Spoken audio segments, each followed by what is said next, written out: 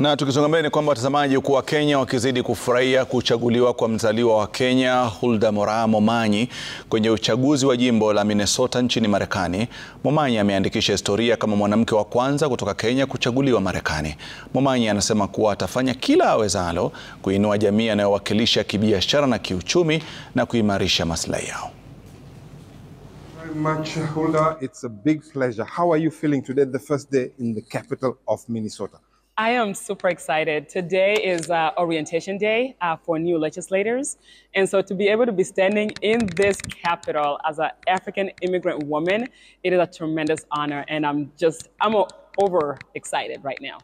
You have had all this period of excitement. You have become a media frenzy person. How do you explain that? You know, it's that resilience. I don't know about the whole media frenzy. I will let those people do what they do. But I have to say this moment couldn't have come if it wasn't for the fact of, just being resilient, being consistent, and having a really strong team behind me who believed in my vision for this community, for this state, to be able to give me that opportunity to stand here as the elected representative-elect, Hulda Hiltsley. But I still want to say the media. How is the media playing as a role? What do you think of yourself in Kenya? Everybody's talking about you. How did that happen? I've been so busy doing interview after interview. I haven't really paid attention into what's going on. I'm just hearing things. But I'm hearing that there's a lot of celebrations, especially in Jamii, so where my family comes from.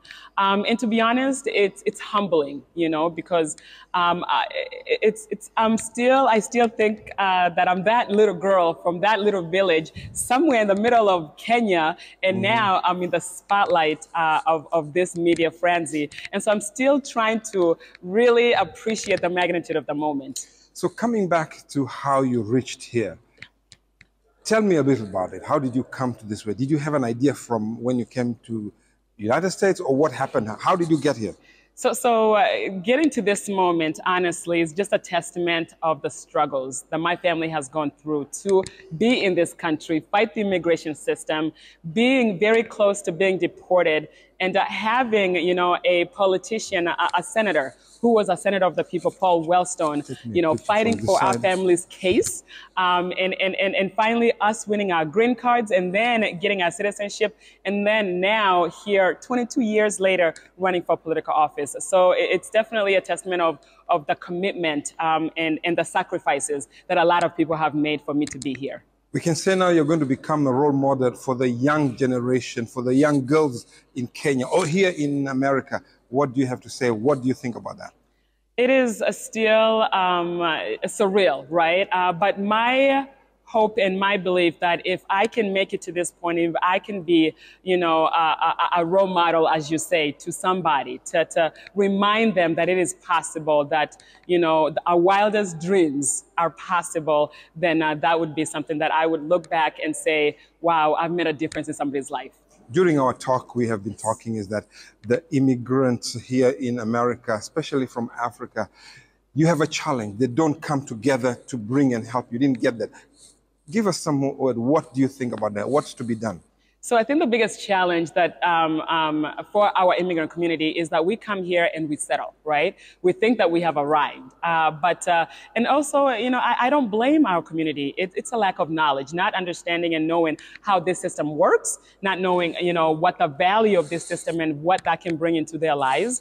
And so I sit here and I take that mantle, right, to educate our community and say, hey, there's also power when we get our people at the table, right? When we get our people to talk about, this is what's important to us. And because that's the whole essence of politics, right? And being a leader in that space, making sure that you're fighting for the voices of those people who might not know what's possible. And the fact that I had a little taste of what's possible and the resources that are out here, it is my job to go back to my community and tell them, hey, there are resources here. This is how this system works. Let's work together to mobilize and make sure that we are also taking a piece of the pie. So what are you going to do for your community, for Minnesota, as the first woman, Black African from Africa, from Kenya? From Kenya, well, that is an honor that I don't take lightly, as being the first Kenyan born, right? A lot of people have been like, well, I don't know if she's the first Kenyan because we had Obama, right? That was the historical. As a woman, you're right. I'm the first woman. You're right. I am the first woman, and that carries a lot of responsibilities. And I don't want to be the last. Like Kamala always says, I'm going to be the first, but I'm not going to be the last. And I'm hoping that this moment right here is a testimony that, you can come to this country, work hard, take care of business, know your craft, stick to it, be consistent, and get to where you want to be. I know it's too early. Yes. Have you an agenda? What are your first, My agenda, yes. So I'm excited about championing a couple of things. My constituency, obviously, the people who elected me, Senate District 38A, that is Brooklyn Park and Osseo, they're worried about public safety. So I want to champion policies that really promote a community-centered public safety policies. I want to champion options, housing options, and making sure that our renters are protected. Renters' rights. I want to champion workers' rights, where we have strong unions that are really supporting the community and making sure that we do have, livable wages. We do have, protected workforce. And of course, small businesses. We want to make sure that the Senate District 38A or Senate District 38 in general, has a thriving and robust small business economy. Right now, the small businesses in my district are run by immigrants, right? African immigrants. So I'm super excited to come in and look at what's possible and then go back to my community and say, hey, this is the resources that are out there that are going to help you keep being consistent and also grow your businesses. So I'm definitely looking forward to championing small businesses. So what message do you have how to tell the other colleagues? There were a lot of Africans who did not succeed. Your campaign reached the climax. What message do you have to them for the next time, or what to do? My message is simple: be consistent. Commit to this space.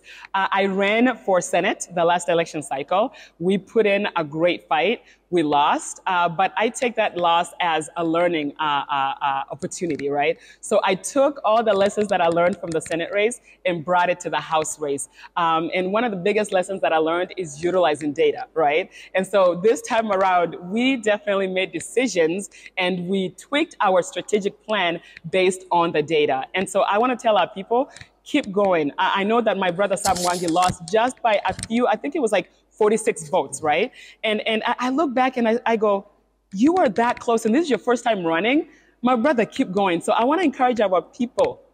We need more of us to run. There's enough space in this legislature for more people of color, especially immigrants, because that's the voice that is missing.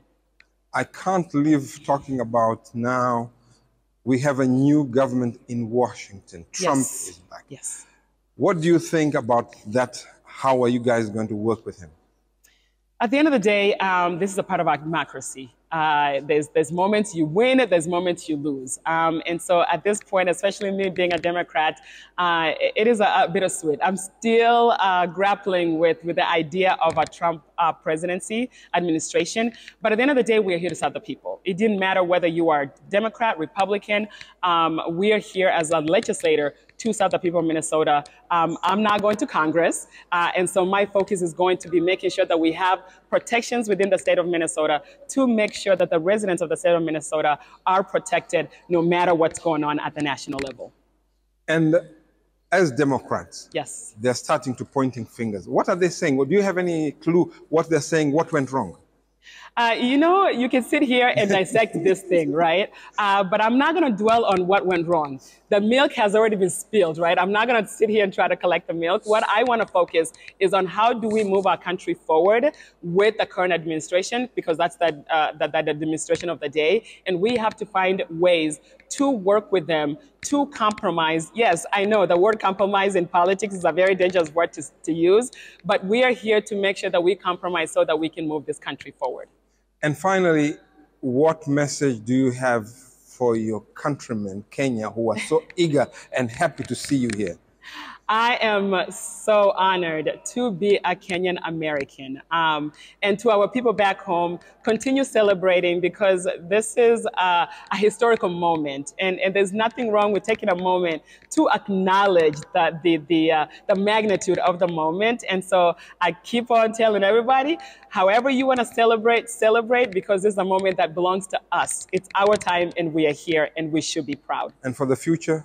After the celebration? After the celebrations, let's get back to work. There's a lot of work that needs to get done. I was just talking to a couple of members of parliament in Kenya, and I told him, you know, I'm ready to collaborate. Let's figure out what's possible. I can't promise anything because I don't know what's possible, but I am here excited to hopefully be a partner with our members of parliament there to talk about what does a development look like? How do we move our country from where it is, how do we move Kenya from where it is right now to where it could be? Because Kenya has unlimited potential, and it's up to our leaders to do right by the people of Kenya, and we can do that when we are honest with one another and when we're addressing, you know, really serious issues that are plaguing Kenya, like corruption and lack of, you know, strong leadership of moral ground, right? And so let's talk about those conversations, have honest conversations, because that's when we actually will be able to move our country, Kenya, forward. Thank you very much, Hulda, and wish you all the best in your new